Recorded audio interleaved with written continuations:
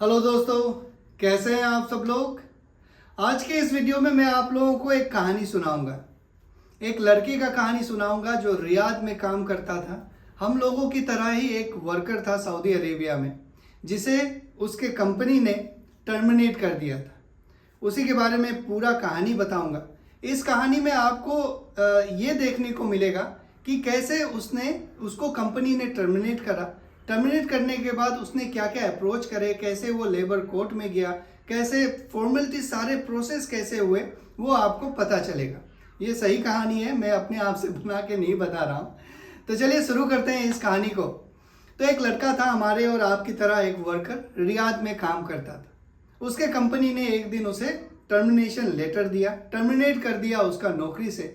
और उस termination letter में ये लिखा हुआ था कि उसे इसलिए टर्मिनेट किया जा रहा है क्योंकि वो जिस जगह काम करता था, जिस प्रोजेक्ट में काम करता था, वो प्रोजेक्ट बंद हो गया है।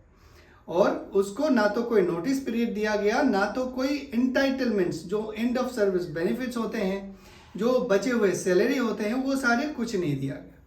तो उस लड़के ने बहुत रिक्वेस्ट किया कंपनी को, जैसे हर लोग करते हैं, लेकिन कंपनी वालों का जैसा अप्रोच रहता है, कुछ लोग ऐसे होते हैं, आपकी कंपनी में भी होंगे वैसे, उनको लगता है कि हमारे पॉकेट से जा रहा है वो पैसा, तो उन्होंने आरा तेरा बहुत परेशान किया उस लड़के को। तो फाइनली उस लड़के ने फ्रेंडली डिस्प्यूट राइज किया लेबर कोर्ट में। फ्रेंडली डिस्प्यूट राइज किया, उसके बारे में कैसे किया वो मैं थोड़ा बता देता हूँ। ऑनलाइन मिनिस्ट्री ऑफ लेबर के पोर्टल में अपना एक केस ओपन किया, जो जो उसके कंसर्न थे वो सेलेक्ट किया, जो रिक्वायर्ड डॉक्यूमेंट्स थे वो अपलोड किया। ये एक फॉर्मेलिटी है, उसको किसी और दिन में एक्सप्लेन करूंगा कि कैसे आप फ्रेंडली डिस्प्यूट राइज कर सकते हैं। ओके, मिनिस्ट्री ऑफ लेबर में जाके उसने फ्रेंडली डिस्प्यूट राइज किया। जैसे ही उसने फ्रेंडली डिस्प्यूट राइज किया, उसके मोबाइल में एक मैसेज आया। उस मैसेज में माइक्रोसॉफ्ट टीम का एक लिंक था, डेट था और टाइम था। ये डेट और टाइम जो फर्स्ट पेशी होता है कोर्ट के सामने वर्चुअली, मतलब ऑनलाइन, उसका था। उसी तरह का मैसेज उसके कंपनी वालों के पास भी गया। ओके, एक डेट डिसाइड हुआ कि इस दिन जो कोर्ट का पहला पेशी होगा, पहला हियरिंग होगा। उस पहला हियरिंग का दिन आया, सब लोग ऑनलाइन कनेक्ट हुए। वो लड़का भी अपने घर में बैठ के, रूम में बैठ के ऑनलाइन कनेक्ट हुआ। जज उस साइड दूसरे लाइन पे कनेक्ट था और इधर कंपनी वाले भी कनेक्ट थे। कंपनी वाले की तरफ से एक लॉयर रिप्रेजेंट कर रहा था। तो पहले जज ने ये एक्सप्लेन किया, जो कंप्लेन लड़के ने किया था उसे एक्सप्लेन किया कि आपने ये कंप्लेन किया, क्या आप इसमें कुछ अमेंड करना चाहते हैं, कुछ चेंज करना चाहते हैं। तो उस लड़के ने बोला नहीं, बिल्कुल नहीं, जो मैंने लिखा है वही आपने बताया है, सही है। फिर कोर्ट ने, जज ने उस कंपनी के रिप्रेजेंटेटिव को पूछा कि जो इसने बताया वो सही है या गलत है, आप एग्री करते हैं या नहीं। तो उस लॉयर ने ये बताया कि मुझे इसके बारे में थोड़ा होमवर्क करना है, मैं अपनी टीम से चेक करूंगा, फिर आपके पास आऊंगा। ओके, ये बताया।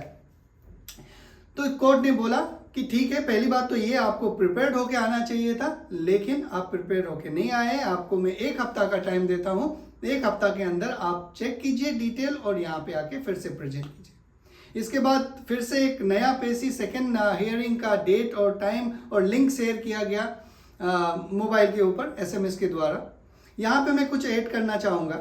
जब भी हम कोर्ट में जाते हैं तो वहाँ पे एक ही चीज़ जो है बहुत इंपॉर्टेंट रहता है, वो रहता है डॉक्यूमेंट्स। उस लड़के के कॉन्ट्रैक्ट में जो टर्मिनेशन क्लॉज था वो 4 या 5 पॉइंट में लिखा हुआ था, 5 बातें लिखा हुआ था उस टर्मिनेशन क्लॉज में। उसे मैं जल्दी से एक्सप्लेन कर देता हूँ। पहला पॉइंट लिखा हुआ था कि जब दोनों पार्टी, कंपनी और वर्कर, दोनों आदमी एग्री होके कॉन्ट्रैक्ट को टर्मिनेट करेगा तो टर्मिनेट किया जा सकता है कॉन्ट्रैक्ट। उस केस में कंपनी को, वर्कर को सारे एंड ऑफ सर्विस बेनिफिट, जो भी बचा हुआ उसका बेनिफिट्स है, वो सारे उनको देने पड़ेंगे। आर्टिकल 74 के द्वारा ये टर्मिनेशन किया जाता है। ओके, और दूसरा ये लिखा हुआ था कि अगर वर्कर अपना ऑब्लिगेशन फुलफिल नहीं करता है, वर्कर अगर अपना ऑब्लिगेशन जो कॉन्ट्रैक्ट में लिखा हुआ है, बहुत सारी चीजें हैं, वो अगर फुलफिल नहीं करता है तो एज पर आर्टिकल 80 कंपनी उसको रातों रात टर्मिनेट कर सकता है, बिना नोटिस पीरियड का और बिना एंड ऑफ सर्विस बेनिफिट का। ये आर्टिकल 80 के तहत किया जा सकता है, लिखा हुआ था। तीसरा ये आर्टिकल लिखा हुआ था कि अगर कंपनी अपना ऑब्लिगेशन फुलफिल नहीं करता है तो वर्कर कॉन्ट्रैक्ट को टर्मिनेट कर सकता है बिना नोटिस पीरियड का और कंपनी को उसका पूरा फुल एंड फाइनल सेटलमेंट देना पड़ेगा विद इन 2 वीक्स। ओके, ये था तीसरा। चौथा ये लिखा हुआ था कि अगर दोनों पार्टी में से कोई भी अगर कॉन्ट्रैक्ट को टर्मिनेट करता है बिना किसी वैलिड रीजन से, तो जो पार्टी को नुकसान हो रहा है इस टर्मिनेशन से, उस पार्टी को कंपनसेट करना पड़ेगा दूसरा पार्टी। जैसे कि कंपनी अगर कॉन्ट्रैक्ट टर्मिनेट कर रहा है बिना वैलिड रीजन से, तो वर्कर को वो सारे बेनिफिट्स देने पड़ेंगे, वो सारे नुकसान का भरपाई करना पड़ेगा जो हो रहा है। जैसे कि जो बचे हुए सैलरीज हैं वो देने पड़ेंगे, जो भी एंड ऑफ सर्विस बेनिफिट्स है वो देने पड़ेंगे एज पर आर्टिकल 77। ओके, तो यहाँ पे मैंने कुछ आर्टिकल्स का नाम लिया, जैसे कि article 81, article 80, article 81, article 88, article 77, article 74। तो ये सारे वीडियोस के लिंक डिस्क्रिप्शन में है, वो आप देख लीजिएगा डिटेल में कि ये आर्टिकल होता क्या है। ओके, तो यहाँ पे जो वर्कर का क्लेम ये था कि भाई मेरा कंपनी ने मुझे जो टर्मिनेट कर रहा है वो इनवैलिड रीजन से, विदाउट एनी वैलिड रीजन उसने मेरा कॉन्ट्रैक्ट टर्मिनेट करा है, तो मैं इंटाइटल्ड हूँ बाकी सारे कंपनसेशन का। तो कोर्ट का उसका बीच में ये आर्गुमेंट था। ओके, तो पहला जो हियरिंग था उस पर तो कुछ बात नहीं बना, तो 1 हफ्ता का टाइम दिया गया और 1 हफ्ता का फिर से दूसरा जो हियरिंग का लिंक उन लोगों को शेयर किया गया। अब 1 हफ्ता बाद फिर से कोर्ट ज्वाइन हुआ ऑनलाइन, जो वर्कर था वो ज्वाइन हुआ ऑनलाइन, लेकिन इस समय जो कंपनी का रिप्रेजेंटेटिव था, लॉयर, वो नहीं आया, वो एब्सेंट था। ओके, वो एब्सेंट था। उस केस में जज ने ये बताया कि आपका लॉयर जो है कंपनी का वो एब्सेंट है, तो अभी आपके फेवर में हम ये डिसीजन दे रहे हैं, उसके लिए आपको शपथ लेना पड़ेगा। ओके, कुरान के ऊपर में एक डिक्लेरेशन उसको बोलना पड़ेगा उनके साथ कि जो भी मैंने यहाँ क्लेम किया है वो सही है, गलत नहीं है। वो एक प्रैक्टिस होता है, जब भी अगर लेबर कोर्ट में जाएंगे तो इस तरह का आपको भी शायद करना पड़े। ओके, तो उसने वो शपथ ग्रहण किया कि भाई मैंने जो भी बोला वो सही है, जो मैंने क्लेम कर रहा है वो सही है। तो उसके बाद जज ने जजमेंट इशू किया उस लड़के के फेवर में। जजमेंट में ये लिखा हुआ था कि कंपनी को, वर्कर को, जो कंपनी है वो वर्कर को सारे एंड ऑफ सर्विस बेनिफिट्स, जितने भी उसके फुल एंड फाइनल सेटलमेंट्स है, जिसमें उसका बचा हुआ लीव, बचा हुआ जो वैकेशन का लीव है, बचा हुआ सैलरी है, जो भी चीज़ है वो कंपनी वर्कर को दे, और 15 दिन के अंदर वर्कर अपना एम्प्लॉयमेंट ट्रांसफ़र कर ले, या तो 15 दिन के अंदर अगर वो ट्रांसफ़र नहीं कर पाता है तो जो कंपनी है वो उसको एग्जिट वीज़ा दे और एक टिकट दे ताकि वो वापस चले जाए। ये था पहला फ्रेंडली कोर्ट का जजमेंट। अब इसके बाद का जो प्रोसीडिंग उस लड़के ने किया, इसके बाद उस जजमेंट को अपलोड करना रहता है आगे, फर्स्ट इंस्टेंट कोर्ट होता है उसमें, नजीस या नजीम कुछ एक ऐसा कोर्ट को जो अरबी में बोलते हैं, वहाँ पे नाजिस शायद, उस पर अपलोड करना रहता है। तो उसने फिर ऑनलाइन जाके उसे अपलोड करा। अपलोड करने के बाद में फिर से एक हियरिंग हुआ, जिसमें फिर से वही मैसेज आया, वर्कर को भी आया, कंपनी को भी आया, लेकिन इस बार भी कंपनी ने अटेंड नहीं करा। फिर कोर्ट ने दूसरा हियरिंग के लिए भेजा, उस समय भी जो कंपनी का रिप्रेजेंटेटिव है वो नहीं आया। कई बार कंपनी ऐसे होते हैं, बहुत रिजिड होते हैं, कई बार उन लोगों को आदत हो जाता है इस तरह की हरकत करके, उनको कोई फर्क नहीं पड़ता है, तो वो नहीं आया।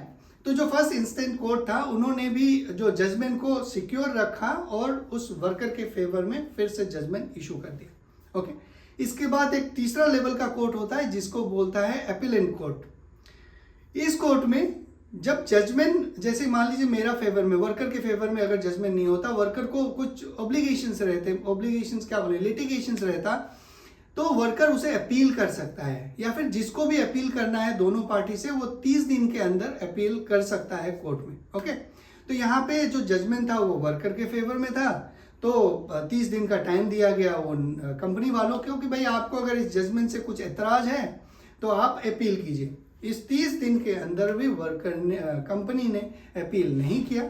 तो इसके बाद 30 दिन कंप्लीट होने के बाद में ये जो जजमेंट है वो चला गया आखिरी लेवल का कोर्ट में, जिसको बोलते हैं इन्फोर्समेंट कोर्ट। ओके, यहाँ पे जो जजमेंट होता है उसे इन्फोर्स किया जाता है।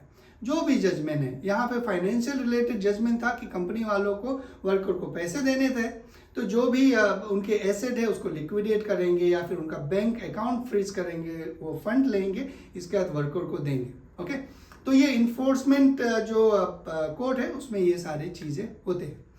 इसके बाद ये सारे प्रोसेस होने में लगभग 5 महीने लग गए। इसके बाद उस लड़के को पैसे तो मिल गए 5 महीने के बाद, लेकिन अभी अपडेट ये नहीं है कि उस कंपनी वालों ने उसको ट्रांसफ़र किया नहीं किया, एग्जिट किया, क्या हुआ वो पता नहीं। लेकिन क्यूआ के द्वारा अगर आप क्यूआ का FAQ पढ़ेंगे तो उसमें ये लिखा हुआ है कि अगर आपके फेवर में अगर जजमेंट है तो आप ट्रांसफ़र ले सकते हैं बिना उस कंपनी के अप्रूवल के। तो ये तो था एक शॉर्ट कहानी के फॉर्म में मैंने आपको बताया कि क्या प्रॉब्लम्स था, क्या क्या रीजंस थे टर्मिनेशंस के, कोर्ट का प्रोसीडिंग्स कैसे कैसे हुआ, कितना ड्यूरेशन लगा, ओके, और क्या होता है एक्चुअल में। तो ये सारी बातें मैंने आप लोगों को बताया है। जो भी कोर्ट केस से रिलेटेड है वो बहुत ही सिंपल है, इलेक्ट्रॉनिकली किया जाता है सिंपल तरीके से, बस थोड़ा सा जानकारी होना जरूरी है। लेकिन ये बात भी हमें मानना जरूरी है, कोर्ट केस ही सब चीज़ का सोल्यूशन नहीं है। कुछ चीज़ बातों से भी कोर्ट में जाने से पहले भी सुलझाया जा सकता है। कोर्ट केस को एक लास्ट ऑप्शन रखिएगा ताकि जब आप वहाँ पे अप्रोच करें तो फिर आपके पास कुछ बैकअप हो। जब भी आप कोर्ट केस करें तो पहले अपना कोशिश कीजिएगा कि ट्रांसफ़र ले लीजिए, क्योंकि आपको तो वहाँ नौकरी भी तो चलना चाहिए, नहीं तो आप 5-6 महीना तक क्या करेंगे, पैसे नहीं मिलेंगे तो फिर ऐसे ही आप वीक हो जाएंगे। ओके, तो ये तो था कोर्ट केस से रिलेटेड। और एक मैंने वीडियो आप लोगों के साथ शेयर कर रहा था मदद पोर्टल के ऊपर में। इंडियन एम्बेसी भी आपको मदद कर सकता है, एक मदद एप्लीकेशन है, एक वेबसाइट है जहाँ पे आप अपना ग्रीवेंसेस रजिस्टर कर सकते हैं। मुझे एक बात समझ में नहीं आता है, जो इस तरह के बहुत ही इंपॉर्टेंट वीडियोस रहते हैं जो हर किसी को कभी ना कभी जरूरत पड़ेगा, जो भी इंडिया से बाहर है, वो वीडियो लोग देखते ही नहीं है। शायद इसलिए कि जब उनको जरूरत पड़ेगा, जब उनको डिफिकल्टीज होंगे तब प्रिपरेशन करेंगे। पहले से भी प्रिपेयर कर सकते हैं, आप देखिए उसे जाके अपने आप को प्रिपेयर रखें। प्रॉब्लम कभी भी किसी के भी पास आ सकता है, आपके पास नहीं तो आपको बाजू वाले के पास, तो उनको भी मदद कर सकते हैं अगर आपके पास इंफॉर्मेशन होगा। ये सारे वीडियोस के लिंक मैं डिस्क्रिप्शन में दे दूंगा, आप लोग देखिएगा। और आपके अपने कुछ पर्सनल एक्सपीरियंसेस है लेबर कोर्ट के द्वारा, लेबर कोर्ट में, तो वो भी शेयर कीजिएगा। तो आज के लिए बस इतना ही, आप लोग अपना ख्याल रखिए। Thank you very much.